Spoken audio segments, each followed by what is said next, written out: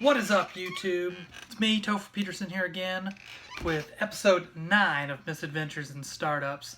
And in the last episode, I think I talked about how I'm kind of done vlogging about Pioneer, and now I'm transitioning to doing startup school. I think maybe this intro to this video wasn't very good, but I'm very lazy. I'm not going to edit it out. Anyway, what I'm covering here on the vlog for this episode and over, I think, the next 10 weeks is going to be startup school. And for this episode, it's obviously it's week 1 of startup school. Man, maybe I should have planned out what I was going to say here. So I did startup school. This is my 3rd time doing it. I think I watched all the videos for another year where it wasn't interactive, so it's maybe like the 4th time. Last year they started doing this thing where you have to do these video calls. So once a week you have to get on this video call, and I did not want to do it last year. I was not feeling it. And I guess I dropped out. I'm a startup school dropout. I dropped out and I just audited startup school last year because I did not want to do the video call. At the time, the project I was working on was kind of embarrassing, so that's maybe why I didn't want to do it.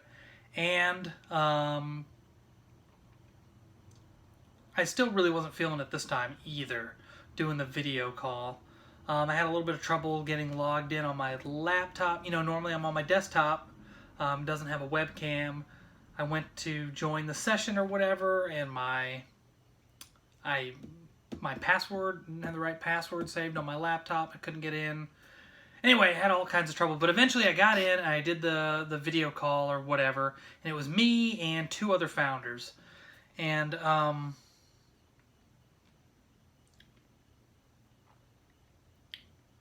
anyway, everything I just said is kind of like, doesn't really mean that much. I haven't really lost my train of thought this bad on a vlog episode yet. But anyway, here's my interesting kind of take. So the video call was a little bit awkward. It took an hour, a whole hour. I thought there were 3 of us on the call. I thought like an hour was too much. Now, I don't think what do you call it? The software or whatever, the startup school software where you do the video call through.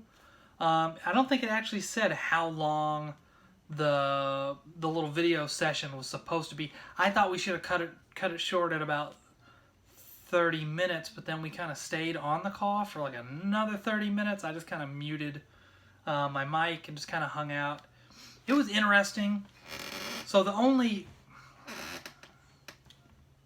know this episode's been a little awkward, but I do think there was one insight that I had that was really interesting, and it was the different kinds of founders. So one of my big complaints with Pioneer was that there were a lot of projects that were like cryptocurrency and kind of stuff like that, and there was a founder like that on this call. I don't know, maybe it's not good to stereotype people. Anyway, there was someone who was working on like, I don't know, it was sort of stereotypical, and maybe I'm stereotypical too, and maybe the other founder on the call was also, you could put them into a stereotype. So I haven't really come up with a name for that stereotype. Maybe that's a good thing. But I did notice that there was definitely like the founder that was working on the cryptocurrency startup. Let me pull up. Oh, okay. So the founder that was, I think his name was Dimitri. He is working on Coinediction.com. All right. So Coinediction.com is, I wasn't sure. So I'm not going to do a screencast or anything because I'm lazy. I don't feel like editing and splicing and all that stuff.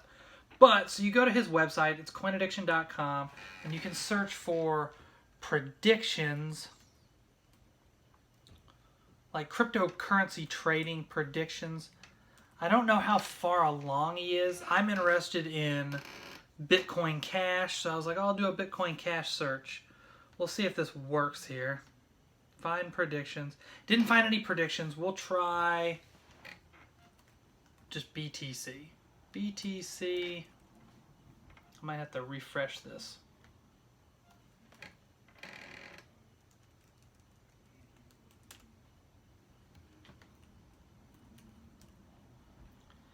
BTC to USD. We'll try this. Alright, so maybe I'm not doing it right. So far, when I try and do the searches, it says no predictions found. And I guess that brings us to... Sorry for this very, very scatterbrained episode. But here for week 1, I've only watched one of the kind of 2 lectures. The first one was how to evaluate startup ideas. That's part 1.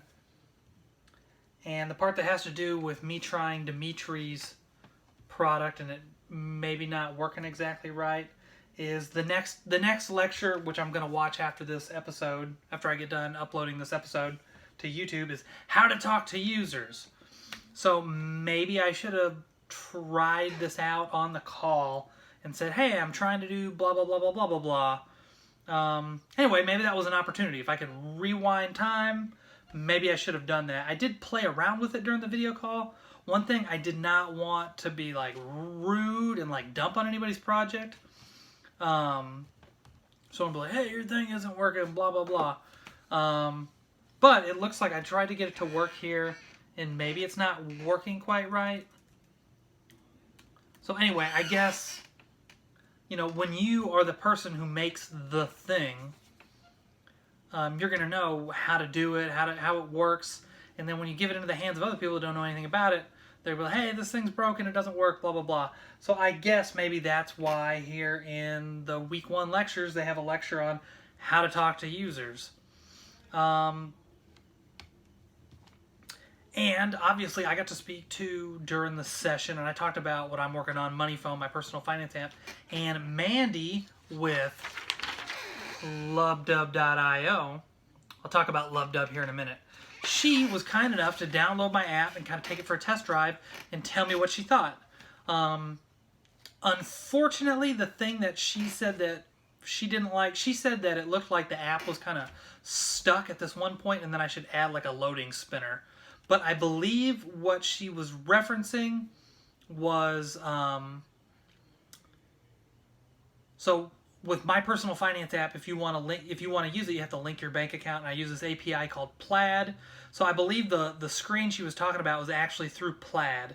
So I don't think there's anything that I actually could do about her complaint. But it was cool that she downloaded the app and told me that she was going to try it out and gave me a little feedback. Unfortunately, I don't think there's anything I could necessarily do about it. I tried my best to understand, the feedback she was trying to provide me. From what it sounded like, though, it was a loading screen on Plaid, and maybe the little, they do have a thing in the loading screen that shows that it's loading, but maybe it was a little bit faint and she couldn't see it. Or maybe I just mistook what she was saying, and maybe there was what she was trying to communicate didn't make it through in the video session. So I think a lot of times when you're doing, I think somebody from Techstars, Trevor Boehm, I think, he was telling me about doing, I forget what they call it. It's where you go, user interview or something like that, where you go and you sit down with somebody and you watch them use the app, which I've done with family members, haven't done with a stranger yet. I've gotten some feedback from my friend Samir and my friend Christine, and I definitely remember their feedback. Samir says he wants me to add back this feature that tells you how much you've spent the previous day. I removed it for now because it kind of throws the numbers off. So I've got that feedback from Samir. He wants that one thing. I know what he wants. Christine's given me some feedback. Mainly that her financials are off. So she needs a way to go in and edit and say, hey, I want you to ignore this transaction. She kind of moves money around and stuff between accounts with people, like Venmo and whatnot. So anyway, that's what I have to say, I guess, about talking to users. To kind of wrap this up, Mandy at LubbDubb.io, she has built a two-sided marketplace where you can go and find, if you're a consumer, you can go and look up fitness classes to go and take, and if you're a fitness class instructor, you can list your fitness classes on there. Unfortunately, she isn't in Dallas yet. So I would like to go and take her product for a spin. I don't think I can because it's kind of in the Bay Area right now. She did suggest, hey, if you know any fitness instructors, refer them to LubbDubb.io, and maybe they could get a little free advertising from LubbDubb, and they'd onboard them and whatnot. Unfortunately, I don't have any friends, so I don't know any fitness instructors. I know one fitness instructor, well, maybe two, but we don't really talk anymore. So unfortunately, I can't help Mandy out. But it was cool checking it out.